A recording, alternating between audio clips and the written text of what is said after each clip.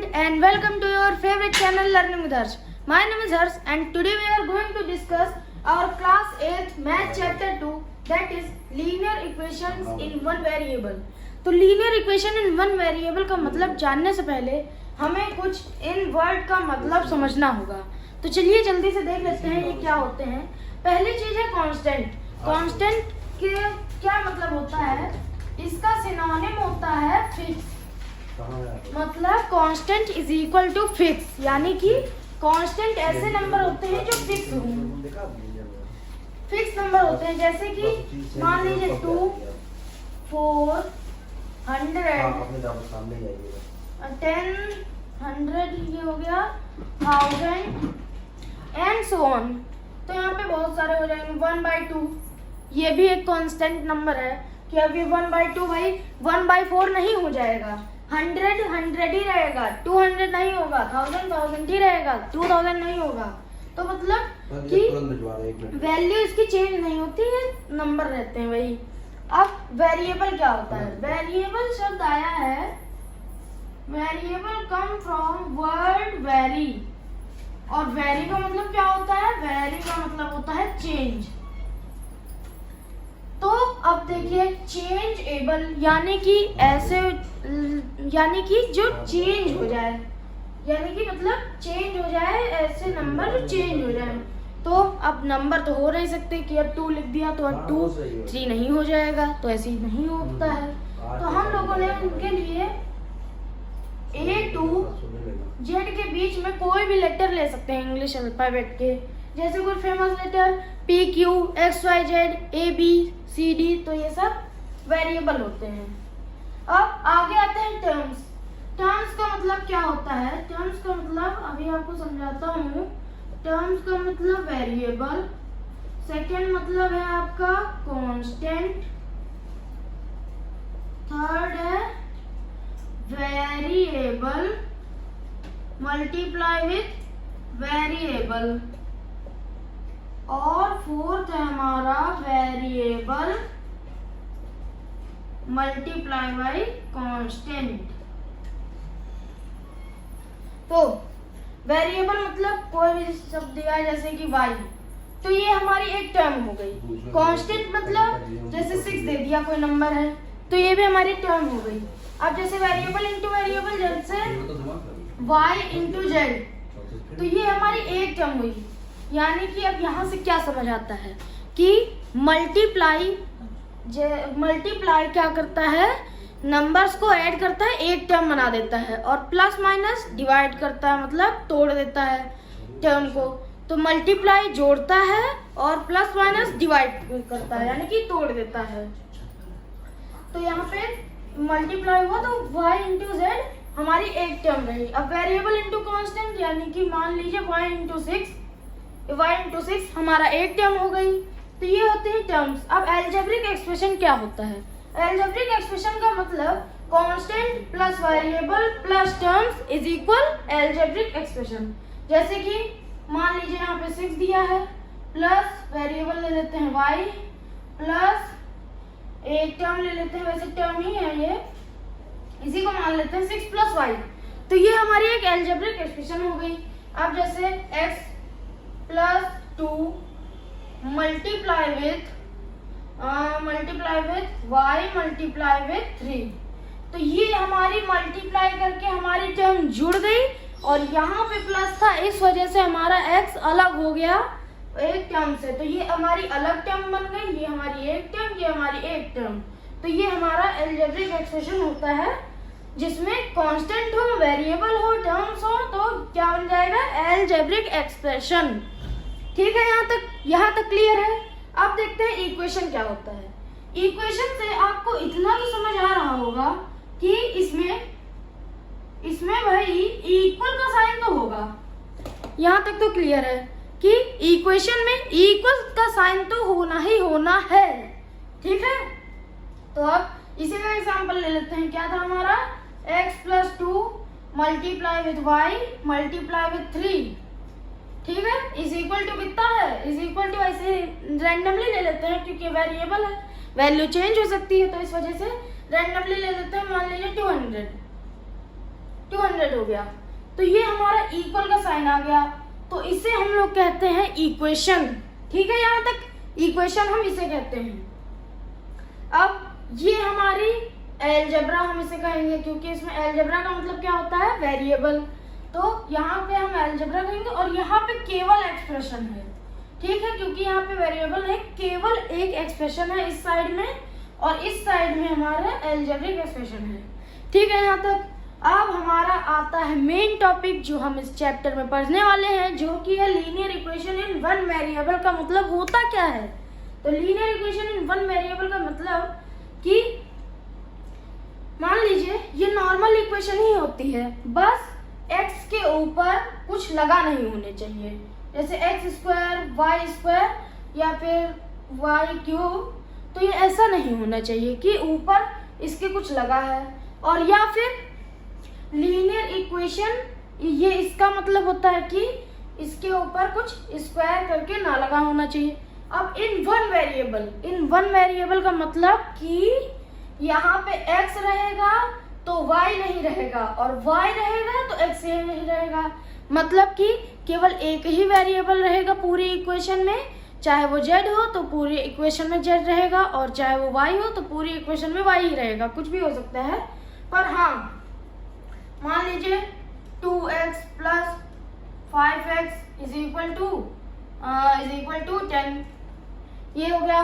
तो अब आप कहेंगे कि यहाँ पे एक वेरिएबल कहाँ है, यहाँ पे तो x दो वेरिएबल हो गए यहाँ पे, तो गलत जवाब आपका। मतलब यहाँ पे दो वेरिएबल तो है, मतलब पर एक ही, मतलब x एक ही है। अब यहाँ पे 5y नहीं हो सकता था, 5y नहीं हो सकता था। अच्छा, एक बात और, 2x का मतलब कि 2x आया है हमारा 2 × x से, तो ये 2 × x इज इक्वल टू हो जाएगा 2x। 5y आया 5 × y से, तो ये हो जाएगा हमारा 5y। ठीक है, यहाँ तक।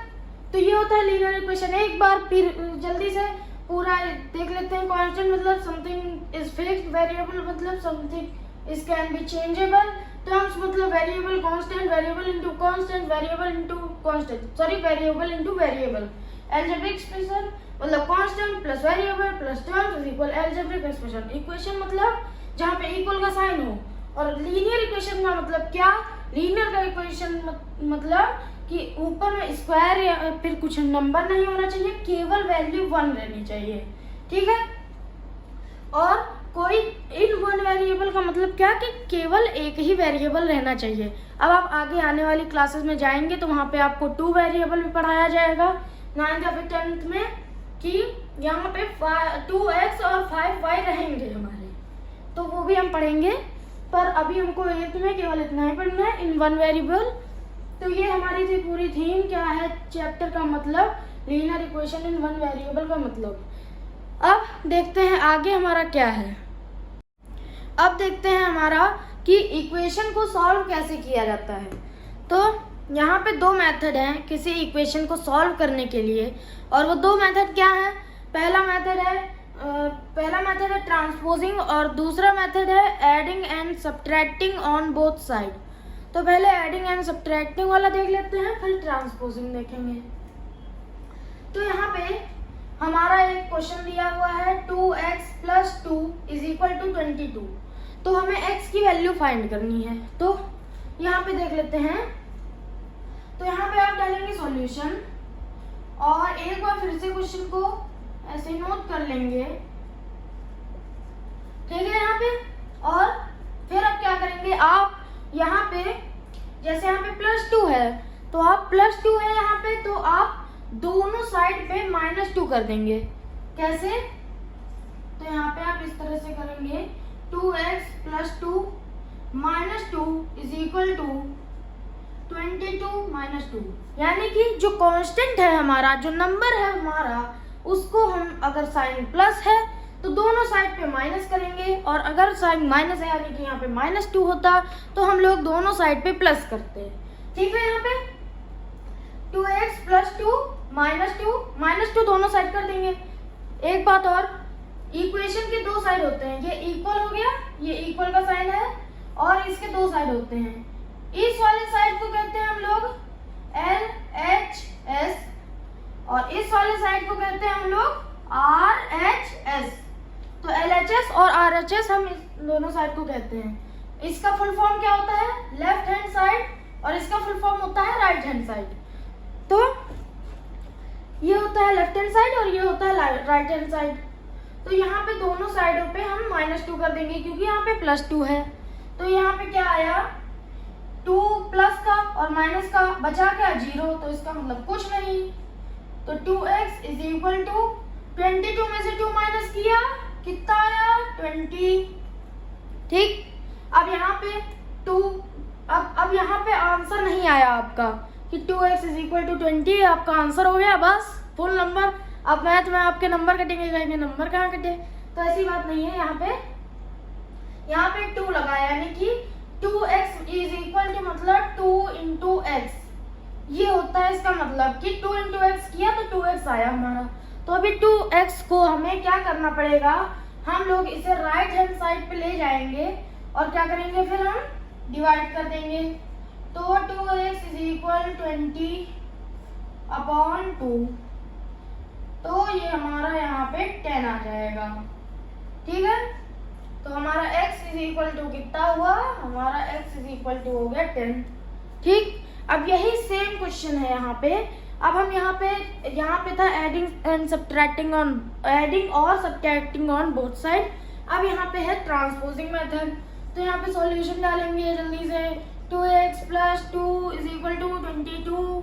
अब यहाँ पे 2x और यहाँ पे +2 है, तो अब इसको दूसरी साइड ट्रांसपोज करेंगे, यानी कि एक साइड से दूसरी साइड भेजेंगे।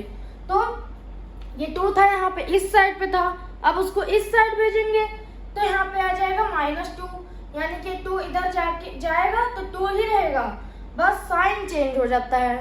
ठीक है, यहाँ पे साइन चेंज हो जाएगा पोजीशन चेंज करते वक्त।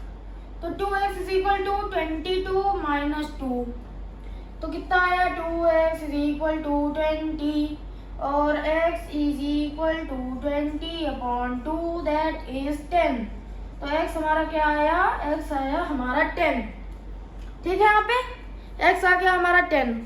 तो हमारा इस तरह से होता है सॉल्विंग एन इक्वेशन। अब देख लेते हैं कि अगर हमारा इक्वेशन में x ये जो है ये दोनों साइड दिया हो तो हम उसे कैसे सॉल्व करेंगे। तो अब आगे हमारे पास कि अगर x दोनों साइड दिए हो इक्वेशन के तो हम उसे कैसे सॉल्व करेंगे। तो पहला क्वेश्चन है हमारे पास 20x is equal to 10x + 30। तो इसे देख लेते हैं। तो यहाँ पे सॉल्यूशन डालेंगे हम लोग, एक बार फिर से क्वेश्चन को लिख लेंगे। 20x is equal to 10x + 30। समझ लीजिएगा x ही बना रहा हूँ, एक बार फिर से अच्छे से बना देते हैं। ठीक है, तो एक बार ले लिया। अब क्या करेंगे? अब हम लोग क्या करते हैं, एक रूल बनाया है कि जो x वाले जो नंबर होते हैं उसको हम लोग कर लेते हैं लेफ्ट हैंड साइड, और जो कांस्टेंट होते हैं उनको हम लोग कर लेते हैं राइट हैंड साइड। यानी कि variable left hand side, constant right hand side. ठीक है, variable left hand side, constant right hand side. तो ये यहाँ पे करेंगे। तो 20x तो है ही अपना लेफ्ट हैंड साइड, सीधा बच्चा है ना 20x, तो इसीलिए लेफ्ट हैंड साइड है। अब ये 10x गंदा बच्चा है, भाग रहा दूसरी साइड, तो हमको इस साइड लाना पड़ेगा। तो क्या करेंगे? 20x, अब 10x, अब किसी के आगे साइन ना लगा हो कोई तो उसको आप हम लोग, उसका मतलब होता है कि वो प्लस में ही है। ठीक है, तो ये प्लस में है 10x, तो अब इसे मार्क उठ के लाएंगे यहाँ पे। तो ये 10x हमारा माइनस में हो जाएगा और इज इक्वल टू हमारा 30 हो जाएगा। प्लस लगाने की ज्यादा जरूरत होती नहीं है। ठीक, अब यहाँ पे 20 में से 10x माइनस होगा तो कितना बचेगा? 10 ही बचेगा, 10x बचेगा is equal to 30। 10x is equal to 30, x is equal to कितना हो जाएगा? 30/10। 10 यहाँ मल्टीप्लाई में है तो यहाँ डिवाइड हो जाएगा, तो यहाँ 0 से 0 बच जाएगा और बचा कितना? 3/1, यानी कि 3 बचा। तो x की वैल्यू कितनी आ गई? 3। आगे क्वेश्चन है हमारा 3x - 3 is equal to 2x + 5। तो एक बार फिर से लिखेंगे इसको सॉल्यूशन में। 3x minus 3 is equal to 2x plus 5। ठीक, अब यहाँ पे ये हमारा कांस्टेंट और वेरिएबल लेफ्ट हैंड साइड में, इधर भी कांस्टेंट और वेरिएबल एक साइड में है। तो अब ये यहाँ पे ये वेरिएबल सीधा बच्चा, कांस्टेंट गंदा बच्चा इस साइड आ गया, और ये 2x हमारा गंदा बच्चा ये इस साइड भाग गया 5, ये ठीक है जगह पे है। ठीक, तो अब इसको, ये गंदा बच्चा भाग रहा है, इसको इधर लाना पड़ेगा। तो 3x तो अपनी जगह पे है, ठीक है, और 2x है, तो 2x को इस साइड लाएंगे तो प्लस में था, क्योंकि ये यहाँ पे कोई साइन नहीं लगा था, तो ये माइनस में आ जाएगा इस साइड लाइन पे। और इज इक्वल टू नहीं बदलता है, 5 ही रहेगा अपना। चाहे तो आप प्लस लगा सकते हैं या फिर ना लगाएं, प्लस आपको आगे लगाने की जरूरत नहीं होती। अब यहाँ अगर बीच में लगाना होता कहीं तो आप लगाते। ठीक, अब यहाँ पे 3 माइनस का है, तो ये प्लस में आ जाएगा +3। ठीक, तो 5 + 3, तो यहाँ पे 3x माइनस 2x बचेगा 1x, तो 1x मतलब केवल x। ठीक, 1x मतलब केवल x भी लिख देंगे तो एक ही x है। ठीक है, यहाँ पे x इज इक्वल टू हमारा कितना था, 5 + 3, 5 6 7 8, तो यहाँ पे 8 आ जाएगा। तो x की वैल्यू यहाँ पे हमारी आ जाएगी 8। तो इस तरह से हमारे इक्वेशन को सॉल्व किया जाता है। अब कुछ वर्ड प्रॉब्लम होती हैं, जैसे कि 2 बच्चे हैं रेशियो में, जैसे कि देख लेते हैं इसी में ही, कि यहाँ पे साफ कर लेते हैं इसको, कि एक रेशियो दिया होगा कि 2:3, तो 2:3 इसका सम है आपका 100। तो इसको हम लोग x लगा लेते हैं रेशियो में, 2x तो plus 3x is equal to कितना ले लिया जाए, इज इक्वल टू हम लोग ले लेते हैं 300 ले लेते हैं, 300। ठीक, तो 2 और 3, तो रेशियो दिया है कि ये 2:3 है, इसका सम है हमारा 300। तो अब हमें फाइंड करना है कि 2 कितना है, 3 कितना है, मतलब x कितना है। तो यहाँ पे 2x + 3x यानी कि 5x is equal to 300। x is equal to कितना हो जाएगा, 300/5। अब 300/5 यहाँ पे कर लेते हैं, 5 6 जा 30, बचा कुछ नहीं, उतारा 0 यहाँ पे, तो ये 60, तो 5 60 हो जाएगा हमारा 300। तो यहाँ पे हमारा 60 आ जाएगा। तो x इज इक्वल टू हमारा कितना हुआ, x इज इक्वल टू हमारा हो गया 60। तो इस हिसाब से हमारी वर्ड प्रॉब्लम भी सॉल्व हो जाती हैं। और अब हम आगे वाली वीडियो में देखेंगे कि जो है कैसे होता है वर्ड प्रॉब्लम। आगे है हमारे पास क्रॉस मल्टीप्लिकेशन के द्वारा कैसे हम इक्वेशन को सॉल्व करते हैं। तो उसी के लिए हम लोगों ने एक एग्जांपल ले लिया है। तो यहाँ पे है 2x + 2/4x - 6 is equal to 2/8। तो इसे सॉल्व करते हैं। तो यहाँ पे हम लोग डालेंगे सॉल्यूशन और पूरी इक्वेशन एक बार फिर से लिख देंगे, 2x + 2 4x - 6 is equal to 2/8। ठीक, लिख दी। अब हम क्या करेंगे, क्रॉस मल्टीप्लिकेशन, नाम से ही समझ आ रहा होगा कि इसमें इस क्रॉस से रिलेटेड कुछ इसमें लफड़ा होगा, तभी इसका नाम है क्रॉस मल्टीप्लिकेशन। तो हम क्या करेंगे, हम इसको इससे मल्टीप्लाई कर देंगे, इसको इससे मल्टीप्लाई कर देंगे, तो ये हमारा बहुत ज़्यादा इजी हो जाएगा करना। तो यहाँ पे हम क्या करेंगे, यहाँ पे हम 8 लिखेंगे, 8 मल्टीप्लाइड बाई ब्रैकेट में 2x + 2 और इज इक्वल टू हो जाएगा हमारा 2 ब्रैकेट में मल्टीप्लाइड बाई 4x और यहाँ पे -6। ठीक है, यहाँ पे क्या हुआ, मल्टीप्लाई किया क्रॉस में तो यहाँ पे ब्रैकेट में 8 ब्रैकेट में कर दिया और 8 ऐसे लिख दिया। इसका मतलब होता है मल्टीप्लाई हो रहा है, और यहाँ पे भी इस तरह से हो गया। तो आप ब्रैकेट को ओपन करेंगे तो मल्टीप्लाई होगा। तो 8 मल्टीप्लाइड बाई 2x प्लस 2 का मतलब क्या हो रहा है कि 8 बारी बारी से पहले होगा 2 से मल्टीप्लाई 2x से, और फिर बाद में होगा 2 से मल्टीप्लाई। इसी तरह 2 होगा 4x से मल्टीप्लाई, और फिर बाद में होगा 6 से मल्टीप्लाई। ठीक, तो यहाँ पे हम क्या करेंगे, 8 इंटू 2, इसका मतलब 16x यहाँ पे आया। अब 8 2 जा 16, तो प्लस का था तो प्लस का 16 इज इक्वल टू 2 4 जा 8, तो यहाँ पे 8x आ गया, और यहाँ पे 6 था, माइनस का था, ध्यान रहे माइनस का 6 है, तो 2 6 जा 12, तो ये माइनस का 12 आ गया। बन गई एकदम इजी सी इक्वेशन। अब हम क्या करेंगे, जो हम लोगों ने पहले वाले में किया था, क्या करेंगे, वेरिएबल को एक साइड कर देंगे, वेरिएबल लेफ्ट हैंड साइड और constant right hand side, variable LHS और कांस्टेंट RHS, वही करेंगे हम यहाँ पे।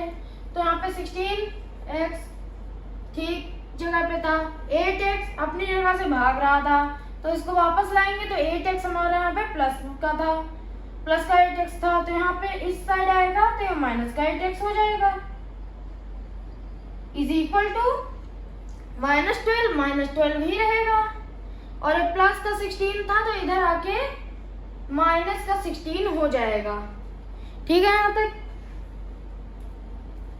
अब यहाँ पे 16 माइनस 8x तो हो जाएगा हमारा 8x इज इक्वल टू, तो ये हमारा प्लस हो जाएगा, यानी कि माइनस माइनस प्लस हो जाते हैं, तो यहाँ पे हमारा हो जाएगा 28 माइनस का 28। ठीक, अब x is equal to 28 upon 8। ठीक है यहाँ पे, तो यहाँ पे कर लेते हैं 8 3 जा 24 आ जाएगा, बचेगा 4, और यहाँ पे पॉइंट लगाएंगे और 0 बढ़ा देंगे, 8 5 जा 50, तो ये आ जाएगा हमारा। तो या तो हम आंसर निकाल लें, और या फिर हम इसे सिंप्लीफाई कर लें 2 से, तो इसे हम 2 से डिवाइड करेंगे, तो यहाँ पे आ जाएगा 2 से 28 को डिवाइड किया तो 2 1 जा 2 और 2 4 जा, तो यहाँ पे पहले आएगा 14 और यहाँ पे आ जाएगा 4। अब इसका हाफ करेंगे तो यहाँ पे आ जाएगा 7 और यहाँ पे आ जाएगा 2, तो ये हमारा x की वैल्यू आ जाएगी हमारी 7/2। तो यहाँ पे हम लोग लिख देंगे x इज इक्वल टू 7/2। अब 7/2 क्यों है, क्योंकि 7 अब किसी भी नंबर से डिवाइड नहीं होगा, तो इस वजह से हमारी x की वैल्यू आ जाएगी 7/2। अब 2 हो रहा है तो होने दीजिए, जब दोनों नंबर होते हैं तब हमारा डिवाइड किया जाता है। तो ये था हमारा introduction part linear equation in one variable का। अब हम आने वाली वीडियो में करेंगे एक्सरसाइज जो चैप्टर की हैं, तो बने रहें लर्निंग विद हर्ष के साथ। और वीडियो अच्छी लगी हो तो लाइक कर दीजिए, चैनल को सब्सक्राइब करके बेल आइकन को प्रेस कर दीजिए। Thank you.